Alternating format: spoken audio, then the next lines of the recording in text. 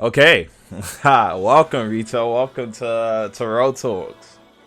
Thank you for having me. Uh, shit, man. For the people who do not know you, please introduce yourself. All right, so I'm Rito. A lot of people may know me as Rito SEIKATSU.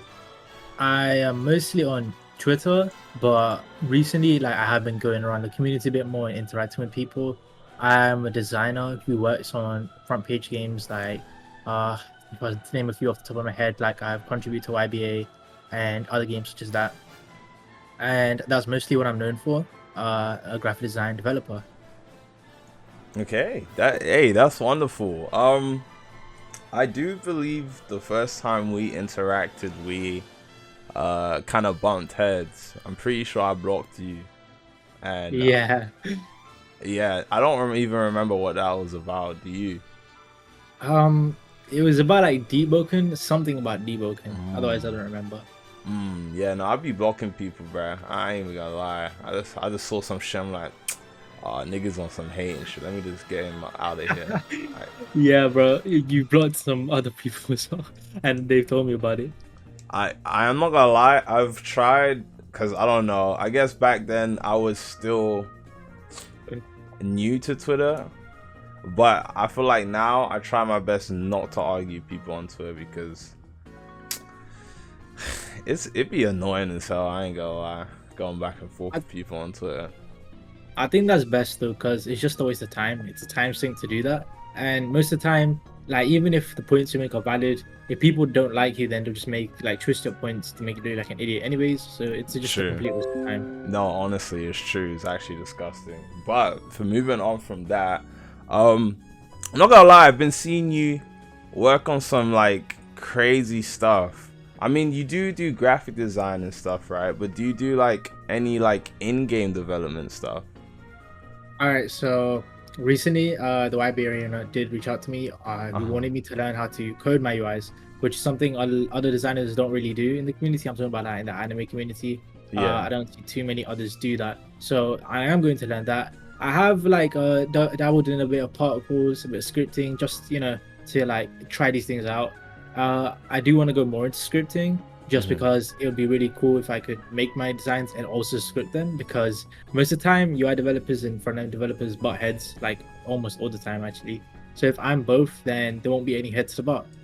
Most of Very the time true. though, right now, since I'm mostly going to animation, I kind of want to learn a bit of like a music making software. I forgot what it's called. I think it's a DOW. I don't know, something Yeah. like that. But I'm trying to learn some of that to make sound effects for my animations, and also just be cool to make like soundtracks like that one dude Albert Kim. That'd be pretty cool. Yeah. So yeah, I Albert have a lot of Kim's everywhere. yeah. When it comes to designing, I feel like I pretty much do every sort of designing there is to do. Like I've done pretty much everything if you were to name it. Uh, and by no means am I saying I'm the best. I'm just saying that I try and expand my skill set because it's very valuable to do that. Makes you Yeah. more adaptable and more valuable as a developer overall. Yeah, no, I've seen you working with a lot of different developers and studios. It's like, okay, he's doing his thing. So, I mean, is doing what you're doing necessarily hard? I Like, feel if like someone brand new wanted to dabble into what you do, how hard do you think it would be as a beginner to get into? I feel like as a graphic design dev, pretty much everything you make is looks. So with that being said, promotion is everything, right? Hmm. Because if you're a scripting dev, you can't, like if you're doing backend scripting, like the core bits of scripting, and if you're like a builder, and you can't really show off the map until it's fully done. You know what I mean? And Yeah, sometimes you don't even get to show off the map. But when it comes to graphics, the whole thing is that it's meant to look good. That's the whole purpose of it. So then you need to make sure you have a nice platform for yourself. If I didn't have my Twitter account, I doubt I'd be as known as I am 100%. So yeah, it's no, really for real. important that you build a platform for yourself. In our community, I definitely suggest making a Twitter account over anything. I've seen people make like little Discord servers and stuff, but to be honest, no one's really trying to join the Discord server Discord and like look servers, through, yeah. yeah, like portfolios for the Discord servers. I just don't see that going well, mainly because also bigger devs and bigger figures within the community are active on Twitter because there's less people there. So that's the best way for you to really network and meet your connections. That's how I met a lot of people I work with. Yeah, no, I've been telling people that Twitter, especially for our community, is super important to just get into. Even if you don't like post anything or you're not trying to put yourself out there, just knowing what's going on in the community, because a lot of people are interested. Oh, where do you find all these new games? Where do you find these developers? Or how do you find all these artists, etc. Twitter is like every Robloxian's, especially in our anime community's best friend. Like, Twitter is the place to be. Forget Discord, everything else. Even YouTube isn't as significant when it comes to stuff in our community in terms of deving and all of that. And it's probably the easiest way for actual game developers to see and notice you. I feel like dev forum is like what usually people would go to. It honestly depends. Like for Roblox in general, definitely go to dev forum. But if you're in the community we're in, 100% go to Twitter, because every big developer in the community is on Twitter. Every big YouTuber is on Twitter. Pretty much everyone is on Twitter in our community. If you're outside, like say I don't know, like you're into like the Adopt Me or something type games, right? Go on dev forum and find the jobs there. It's a lot better. Mostly because the anime devs, like, not just like throw shade or anything, but anime devs are a bit like more unprofessional. Like unprofessional. I was gonna say that, like unprofessional as in they don't do things a certain way. Like if you're dev forum, if you were to scam someone, you'd be punished by the admins and whatnot on dev forum. If you scam someone on Twitter, the most they can do is make a little tweet about it, and if you're lucky, they'll get enough backlash to whereas they do the right thing. But that's if you're lucky. A lot of the time I see these posts, people getting scammed or done dirty, and no one really cares because unfortunately they aren't known, or it just isn't big enough of a like deal. So, like say if someone loses 1,000 Robux, right, which to a dev is literally nothing, it's like they wouldn't really care because 1,000 Robux is just 1,000 Robux, right? But if it's 100,000 Robux, then you would see it getting attention. So especially as a smaller developer, it's harder to like get yourself out there. That's why I also recommend you might have to do some free work when you start. I remember I started in the pandemic, like peak pandemic in quarantine is when I started designing, just because I wanted to make the most out of a bad situation. As a result, I started doing free work for people just so people knew that, oh, this is what I'm about. He has some skill behind what he's saying. I'll start paying him in the future. You know what I'm saying? Yeah. And then you can ask for a down payment, and down payment is pretty much the best way to ensure that you don't get scammed. Also, by doing free work at the beginning, you can build your portfolio. There are times where I will still do free work for people, not if they ask me, but if I offer it to them, just because I want to try that. Like, for example, if I've been getting to GFX more recently, if there's a really cool game which I think would be a cool GFX to make for, then I will make a GFX for it for free, and just be like, or I'll sell it to them for a discount, so they're more likely to buy it. But when you're smaller, you would probably sell it for free. And I'm not saying lowball yourself or anything like that. I'm just saying connections are important when you're low, and when you need to like get yourself out there, that's important. And you gotta consider the competition. So let me ask you a question: who would you consider my competition in the community? Not too many, but Jan is really good. Like when I'm thinking of UI designers, scripters in general, I can't really think of anyone. But Jan, that's probably about it for all I know. Yeah, that boy Jan, to be honest here, I was kind of shocked. So I didn't really think much of the dude, like no disrespect or anything, but I just thought he was just kind of there, you know, like no disrespect, but I'm just being honest. But then he dropped the logo for Main's game, and I was like, okay, shit, this is what you're about. So I started taking him more seriously recently, and I definitely, I respect it. He's worked hard in silence, and now he's showing everyone the fruits of his labor. So yeah, he definitely. You know what's unique about Jan is that he draws pretty much everything. I even think he draws his text, which is just like a breath of fresh air. Because I'm not gonna put any names; they know who they are, and I used to do this too. Like I'm not innocent at all, but like they'll go and they'll type up like anime pack, or they'll go on Google and type up like One Piece images, Luffy hat, for example, make a One Piece logo, and then just throw Luffy's hat on there, like throw Zoro's sword, and just call it a day. You know what I'm saying? Yeah. I don't know. I just feel like that's kind of lame, because to be honest, what are you really adding on then? You know what I mean? You're not really adding anything on. And when I was smaller, I definitely did this because I wanted to compete, and I thought it was the best way to compete. But as I gotten bigger now, I really don't do that too much. The only time I do that is if I felt like me drawing the image will not make a difference to me just using the image. So for example, if I'm using a silhouette of a character, I just use the silhouette because me drawing a black outline of a character is still going to be a black outline, you know? But if, for example, me drawing Luffy's hat for a logo, it'll look better than me getting a PNG of Luffy's hat because it's going to be suited for the logo. It's going to be unique, which is what a logo should be. Yeah. Okay. So you just need to like think about the product that you're selling. Yeah. Hey, you're kind of impressing me. I won't lie to you. All right, backtracking a bit. When we were speaking about the whole dev scamming people, like, what's your honest opinion on situations like that? Because there's been, this always happens. Just games being developed, worked on, and then out of nowhere here, this developer scammed $10,000 off of everyone. Like, what's your opinion on that? Like, what's your opinion on devs in the Roblox anime community in general? My opinion on that is that, not to be rude, but I just feel like if you don't want to end up being thrown under the bus, then make sure you're stable. Take down payments. If you're taking percentage, then ensure that your percentage is kept. I don't usually take percentage because I'm a contractor. But the few times I have been off percentage, like I was off percentage on one of XenoTy's games, I took money over it. And a lot of people say, oh, that's dumb, you would have made more money in the long term. Yeah. But I didn't really want to deal with that because percentages can be changed unless the dev team you're working with is really tight knit. So for example, Main's dev team, it's literally full of his friends. The game that he's dropping, it's full of his friends. So none of them would just like take a percentage off people because they can trust each other. But if you're like a random group of devs or just like acquaintances and you're just trying to put a game together for the money, then expect to be anything thrown on the could bus. go wrong. Yeah, assume the worst, because if the worst happens, then you're prepared.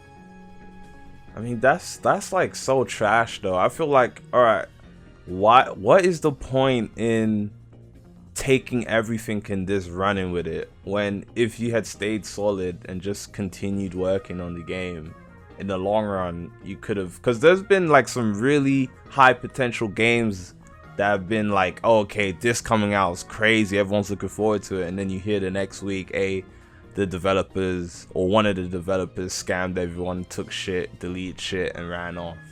Wouldn't you make more money in the long run just carrying on working on it than taking 5,000 and leaving? Yeah, you definitely would. But what you gotta consider is that a lot of these devs are lazy, and even though they'd be making a way bigger bag, probably like 10 times, 20 times the bag that they're running off with, right? They don't want to do that because it's just a lot of effort, it's a lot of work, it's a lot of responsibility, and they just don't care, to be honest. They just want to make their money and leave.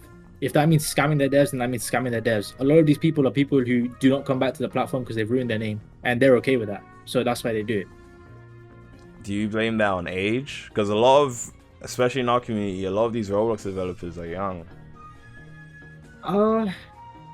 I wouldn't necessarily blame it on age. I feel like if you're a younger dev, it doesn't mean that you won't do well. But a younger owner, I don't think a young owner will really do well. Being a younger dev by any means, I do not think it's like unreasonable. I've seen 13-year-old, 20-year-olds who are making a bag, really talented, for real. I just don't think being a young owner is something which you should do, because being part of an owner means you need a lot of people skills. It means you need to understand concepts which you may not understand at that age. And it also just means that you need to be able to motivate your team. In being able to motivate a team, it may be difficult if you can't relate to them. And if the devs you're working with are much older than you, so say if you're 13, 14 and they're 17, 18, obviously they won't be able to relate to you because you're just a kid to them. So then it's going to be hard to motivate them, especially if the game's not out and you have no finance in order to do that. That's very true. I'm not going to lie. Very true. That's still not an excuse, but no, you got a point. Valid points as well. Give me one sec. I just have to come from the toilet real quick. No problem. All right, I'm back. Welcome back. Welcome back. All right, so what are we talking? We're talking about devs.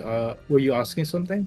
No, I actually wanted to move on because I did actually notice, like, for a lot, I don't know if it's for all your comms, you like have a notebook and the notebook is full of specific detailed plans. Is this for every game, or how do you go about the whole planning process? So usually if it's like quite a complex commission, I will pull out a notebook and just do some sketches. funny story about the notebook, right? Because you don't really see too many people doing it. If they do it, then they definitely don't post about it. I only post about it if I think it's cool and it shows shows the process, you know what I mean? Yeah. But back in the day, I used to make loads of like Deepwoken concept arts in my little sketchbook, having fun with it, you know, in school and just whenever I wanted to. And that's where I got the whole sketching thing really from. And now I'm really grateful that I sketch in my free time. Obviously, I don't post all my sketches now, mostly because I just feel like without it actually being sold for something, I want my thing to be more professional. And sketches obviously aren't professional unless it's going with a product to show the process. So I definitely still do sketch, and I definitely think that sketching will help put ideas on paper, which will result in a cleaner product. And when I do sketch, I can say I produce better work. Yeah, no, I think in the long run, people kind of low-key appreciate, especially when they see a complex design being done. Like, after you've already posted the UI and then you have the sketch below to show the planning process, a lot of people look at that and say, okay, this guy, even though you may think it doesn't look professional, obviously it's not professional to have sketches on your page, but I feel like it makes a person who's commissioned you or who's going to commission you in the future like, okay, this guy's got a solid head on his shoulder. I like the way he goes about his planning process. I want to hire him. I feel like it kind of benefits you more in the long run because it kind of sets you apart. Because no one else is putting high detailed, high quality sketches in anything actually, like at all, at least from what I've seen. Yeah. So, I just think that the better you plan, the better the product. And it's like that goes without saying. I feel like most people know that, but planning is a lot of work, so they just don't feel like doing it. What I will say though is that it does require discipline, and I'm gonna send you a picture of something real quick.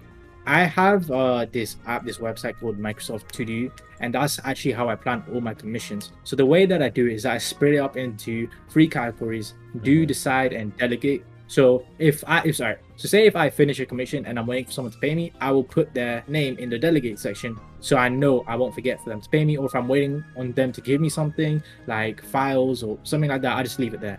Decide is where I put stuff that I need to do, but I'm not going to do at the moment. And then do is stuff that I need to do right now. So then whatever is in do is what's going to get done.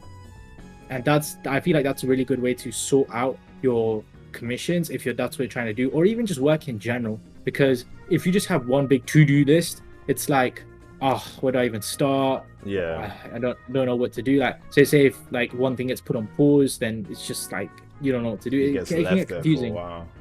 Yeah, so I just think that it's good that if you have a big to-do list, it helps. And you could see that I put the names of the people that I need to do commissions for recently. Alright, so I won't lie to you, I have a really bad habit of where I say my commissions are closed, but if a dev hits me up and I know there's like it's a really good dev, I'll still work for them, because obviously I'm not trying to sell a bag, but reasonably I should open my commissions. But the reason why they don't open too often is because I just do work for people who ask me in DMs, and it's like a nice bag, so obviously I'm not going to sell out on that.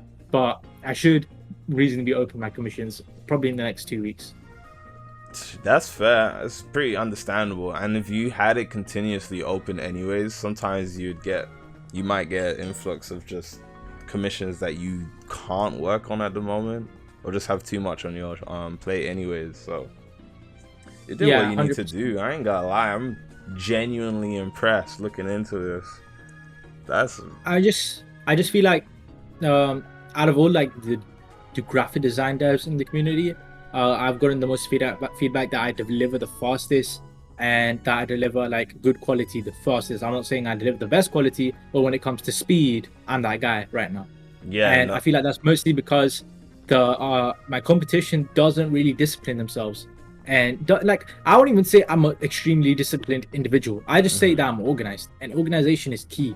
If you actually want to see growth in whatever you're doing, whether it's YouTube development or anything, it's like you need to learn how to learn. And people don't really like that. May confuse some people, but learning in itself is a skill. How quickly you pick up skills is important.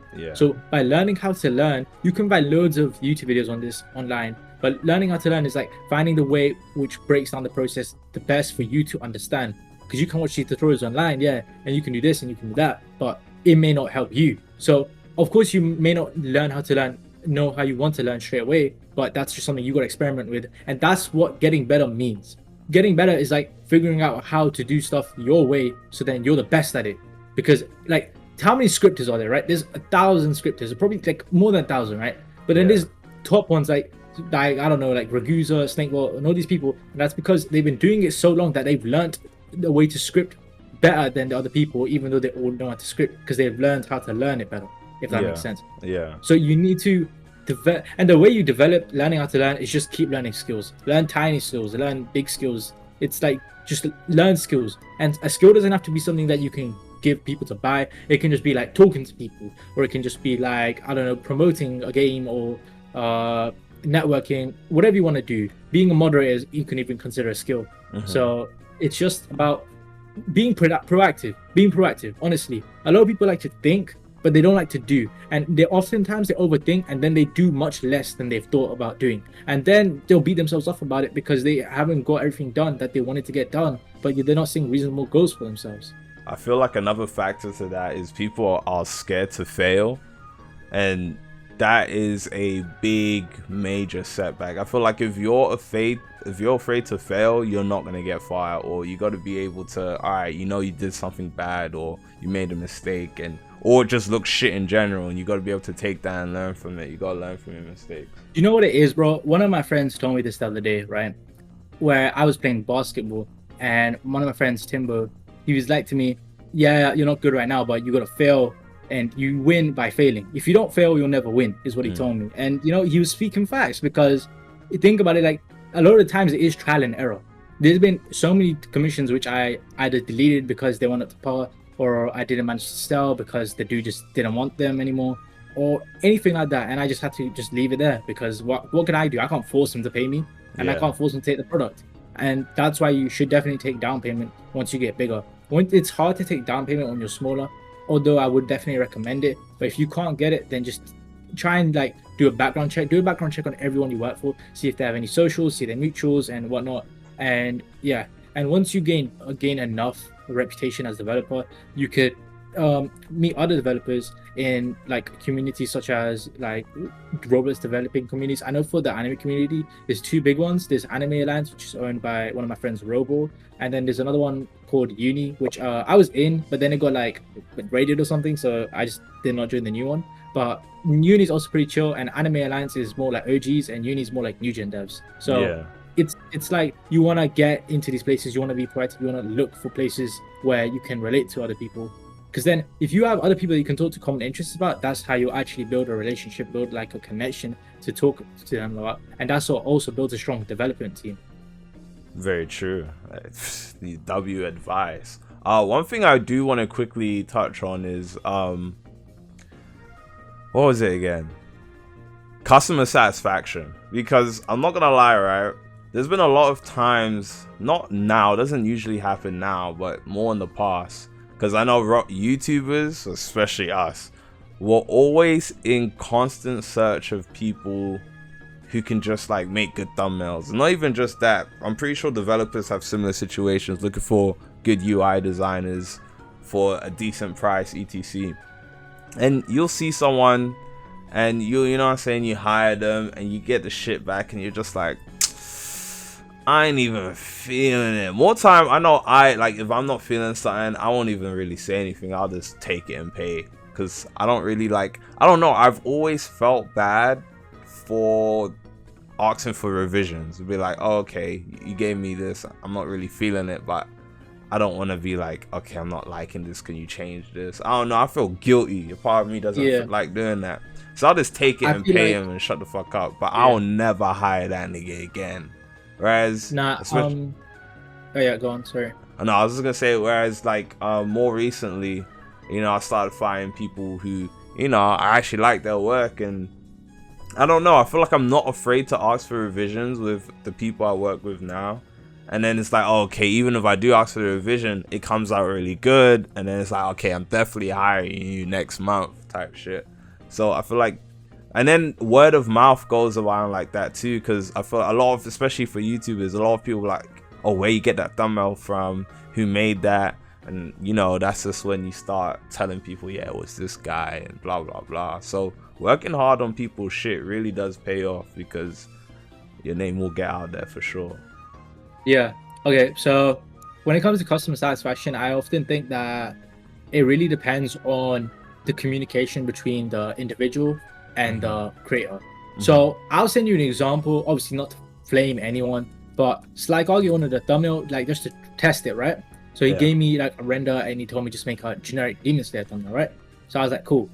And I wasn't really happy with how it came out. And I'd say that's mostly because of the render that I was given, but not like to throw shade at style or like obviously we were boys with time. But here's an example. I'm just using an example. And here's a thumbnail I made literally the day after for my friend Timbo. And the reason why I think this turned out way better is because he was in VC making it, like not making with me, but like telling me ideas and whatnot. And that's why it came out way better. And this is a perfect example of communication. Okay. All right. Yeah, no, that makes sense. So he was telling you what he wanted, like, and how he wanted it and shit, giving you specific points. Yeah. Yeah, no, that's fair. That makes sense. Whereas he just, like, Kage just sent you a picture and said, just make it look nice. Yeah, just make it look nice. I feel like looking back on it, I didn't do bad on Slice, but I could have done a lot better if we talked about it a little bit more and whatnot. But it was just a trial run, so obviously it's understandable. Very true. How much do you charge for your thumbnails? So I actually make two different types of thumbnails. So the thumbnails I sent you there are in-game thumbnails. Yeah. And I make thumbnails for YouTubers here and there. Like I made some for Revolveragz, one or two for Main, and the main one I work for though is Nano. And me and Nano, we work on a lot of thumbnails Wait, together. you make Nano's thumbnails? Yeah, it's me and one other dude. So we have our own styles. Here, I'll show you an example. So Nano's thumbnails are actually render-based thumbnails. And for me to make render-based thumbnails, I had to learn how to use Blender. And I never did that before. So it was me having to... Pretty much what happened is that Nano hit me up one day. Because before this, I was just making him like screenshot or image thumbnails with like images of Google renders and like render thumbnails. Yeah. Yeah. So like God Mix was Life. And one day he was just like, yo, make me a render thumbnail. So I was like, all right, let me adapt. Let me work at it. So then I just learned how to do it on the job. And I feel like on the job learning, the pressure from being on the job pushes people to succeed because they don't have the option of giving up. Like then you take that away, then they're like, I have to at least put something out there. Even if it's mid, it's going to be something. You know what I'm saying? Yeah, no, that's true. That's very true. Okay. I'll show you some more examples of that. Let me just find them. Got to scroll for some DMs. Kind of impressed over here. Shit, how much you charging for these though? Let me check my prices real quick. I'm pretty sure I put up something for thumbnails. I think I charge around 10 to 15. I just forgot where in the parts in 10 to 15 because I charge 12 right now. Okay, fair. What, $12? Yeah. Fair. Okay, no, that's actually even better because I'm not American. I'm trying to find some more examples. Like, so here's another example where, whoops, I'm copy and paste this. I'll actually just send you real quick the little portfolio. I deleted it because I ended up wanting to add more thumbnails to it before I dropped it on Twitter. But I just like you can have this as an exclusive or something, I guess. Muchas gracias. Here you go. So the second from last, that was like the little thumbnail portfolio I was making. I ended up wanting to add more. That's why I posted it, but then I deleted it because I felt like it was a bit incomplete. But you can see there's a lot of render thumbnails on there, which I worked on. And obviously some there's a few hits, there's a few misses, but that's just the way improvement goes. If I was to show you my first render thumbnail compared to my newest one, then it would be better overall. There may be ones that really slap and ones that not so much, but the point is that the improvement is there. It's just that it's going to be up and down as you experiment. I like these. Okay, I might dip and dabble into you. I mean, you're a busy man, but I might have to disturb you every once in a while. Get a couple thumbnails out of you for sure. Okay, I'm definitely impressed. Honestly, I'm drained out of questions though. So, yeah, I'll send you this. This is another example. This was like earlier on.